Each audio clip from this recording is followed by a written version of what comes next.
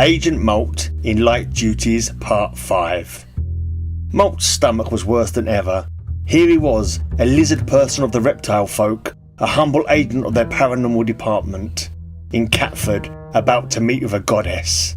Bast, the deity of Homo Philinus, the cat people, the true powers that be on Earth. Portal after effects, stress, train magic, and possibly an ulcer were all staging a coup or possibly a civil war in his abdomen. He staggered through Catford Market, Ginny, a gin-obsessed Victorian ghost, drifting behind him like a pale balloon. "Got any gin?" she asked. Molt groaned. "If I did, I'd drink it myself." The Catford cat statue shimmered, the largest public-facing nexus of Homo Philinus power in Europe. Unknown to 99.9% of humans, this was the regional base of Homo Philinus. None of the two-legged man was around, noticed as a ripple of gold reached out from the statue and enveloped him. He felt a tug behind his navel, then the world folded. Molt landed on polished marble. Ginny hit an invisible barrier and slid down it with a soft thwump. A Homo Philinus receptionist glared at her. "Spectral baggage must remain in the lobby." "Got any gin?" Ginny asked. The receptionist hissed. "Absolutely not. We don't serve spirits to spirits." A ginger-furred Homo Philinus sauntered over to Molt. "Molt?" he purred. "Yes, that's me." "Good. Follow me." Molt sighed. He turned to Ginny. "Stay here. Don't haunt anything." They passed through the lobby. He'd never seen so many Homo Philinus at one time. He passed a visiting delegation of human diplomats. They were on their way to the changing rooms. Homo Philinus made humans strip off in their presence. It was only natural. They'd sit them on cushions and occasionally feed them treats during negotiations. His guide offered him a pinch of catnip snuff, which he declined. He was ushered through long corridors, then through golden doors, into the presence of a goddess. His stomach blazed and gurgled. He guessed it might be poor etiquette to vomit in front of Bast, or even to cough up a furball. No pressure, he thought. Act relaxed. Feel confident. His body obeyed neither instruction. He realised he'd left his hat on and quickly took it off. He was sure there was department protocol for audiences with goddesses, but he'd never read it. He had never thought something like this would ever happen. The chamber was warm, enormous, and smelled faintly of incense and self-satisfaction. Bast lounged on a raised dais, fur immaculate, eyes half-lidded, tail flicking with the slow confidence of a creature has never once been wrong. She didn't look at him. She allowed him to exist. "Lizard?" she purred. Molt winced. Yes? That's me, ma'am. Bast, goddess?"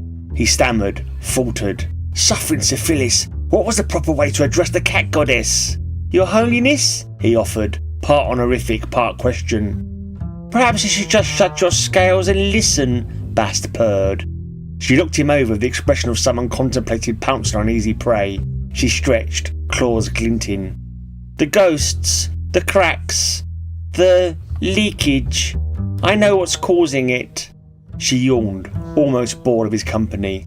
Molt swallowed. "Yes, of course. Who?"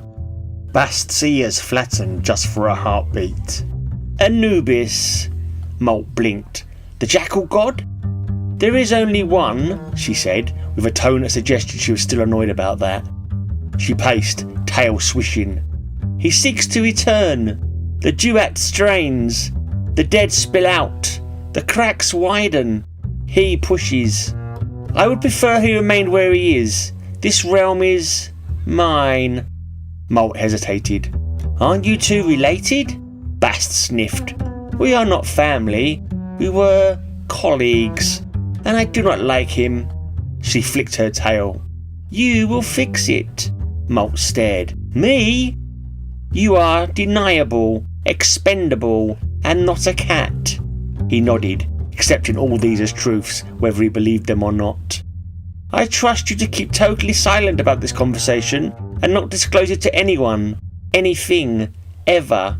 She looked him in the eyes, her whiskers twitched. "Otherwise, you will learn the meaning of the phrase, 'the cat's got your tongue.'"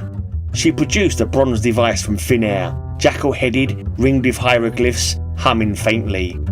"This is the Secum Sunda. It will reseal the sumps Use it. Do not fail. Molt reached for it. It bit him. He yelped. Bast smirked. It approves. Bast ordered him to reseal all 10 sumps, saving Cleopatra's Needle for last. He travelled around the country, retracing his footsteps of the last 3 days. Glasgow, York, Bath, Norwich, Hadrian's Wall, Stonehenge, Liverpool, Wales, Hungerford. At each site, the Secumsunda hummed, glowed, and occasionally muttered in ancient Egyptian. Each sump that had previously cracked with a crick sealed with a satisfying thunk. Ginny followed, drifting, occasionally asking strangers for gin. None of them could see her, of course. Everything went surprisingly smoothly, which should have been his first warning. After 3 days of travelling the country sealing sumps, he arrived at Cleopatra's Needle. London, night. The Thames glinted like a blade. The road was closed to traffic. Agents from the Department of People who deal with this sort of thing milled about disguised as tourists, umbrellas etched with anti-Egyptian sigils. Molt spotted one agent, Rosemary, pretending to check her phone. She nodded. Predicted activity spike. We're observing. Don't know what's coming. Great, Molt muttered. Love a surprise. Ginny drifted beside him. Got any gin? Rosemary smirked. Why is that here? No time, Molt said. The needle pulsed. A crack split the air, and a horde of Egyptian demons burst out. Jackal-headed, crocodile-jawed, ibis-faced, shimmering with duat energy. Agents ported in around the perimeter, umbrellas snapping open like a defensive bloom. The walls flared, demons hissed and recoiled. Molt ran for the base of the needle, Secumsunda raised. He repulsed a group of demons. It spat ethereal fire at others. He held it up before the needle, and its energies pulsed out to seal the breach. Then, a demon blindsided him, knocking him to the pavement. The Secumsunda skittered across the stones. The demon raised a curved blade. Molt froze. Ginny drifted forward. Got any gin? She asked, waving her dead pigeon in its face. The demon hesitated. Just long enough. Molt scrambled between its legs, grabbed the Secumsunda, and blasted it back to duat. Lights flared. Demons dissolved. The final seal snapped shut with a glorious thunk. The demons of the duat dissipated. The Secumsunda vanished from his hand in a puff of gold. Agent Rosemary approached. We'll expect your report through interdepartment channels. Molt nodded weakly. He knew his report would be a shambles. He couldn't mention Bast. He couldn't anger a goddess. Ginny hovered beside him, proud as a ghost could be. He returned to his Leytonstone flat. His stomach, quiet during the battle, flared anew. He munched gingerly on a bag of slugs. He prepared to sleep. As he took out his sending sack, he saw it wasn't empty. Inside was another can of Ghost Begone spray. He shook it. Ginny watched, stroking her pigeon. He pulled the lid off and aimed at her face. Got any gin? She asked. He looked at her for a second. 2. He lowered the spray can. Suffering syphilis, he muttered. I must be going soft in the head. He placed the can beside his bed and went to sleep.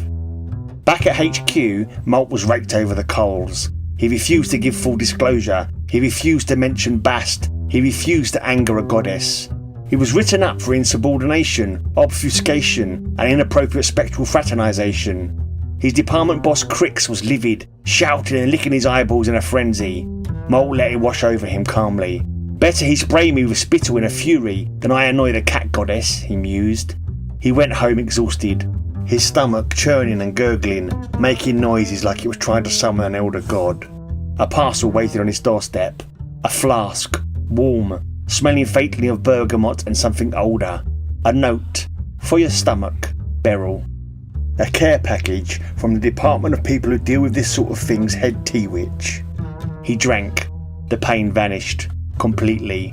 For the first time since he'd mistakenly eaten a flapjack crafted with the sacred mycelium of the first mouth, he felt normal. He blinked. He smiled. He bought Ginny a tiny bottle of gin. Got any gin? She asked. He showed it to her. She looked at it. I can't drink that. I'm only 6, she said, and floated away to sit in the corner. Molt groaned. Oh, for syphilis' sake.